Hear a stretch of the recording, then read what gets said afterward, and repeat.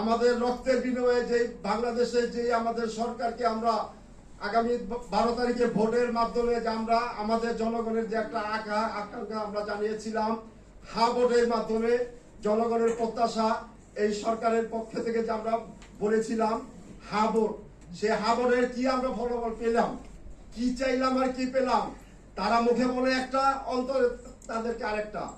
আমরা চাই জুলাই সনদ আগামীতে পার্লামেন্টে যারা শপথ গ্রহণ করেছিলেন, আমি সোশ্যাল মিডিয়াতে সবসময় বলেছিলাম, যারা আগামীতে পার্লামেন্টে আপনারা শপথ গ্রহণ করবেন, সেদিন শহীদ পরিবার, আহত পরিবার 5 জন করে সদস্য হইল সেদিন সাক্ষী হিসাবে থাকবে।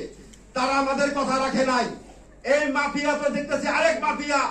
এই মাফিয়াকে আমরা বলতে চাই যে সংসদ ভবন শহীদের রক্তকে ভুলে না যে শহীদের সম্মান যাতে ফিরিয়ে দেয়, জুলাই সনদ যাতে ফিরিয়ে দেয়, শহীদের সম্মান যাতে ফিরিয়ে দেয়, আমরা এটা প্রত্যাশা করব।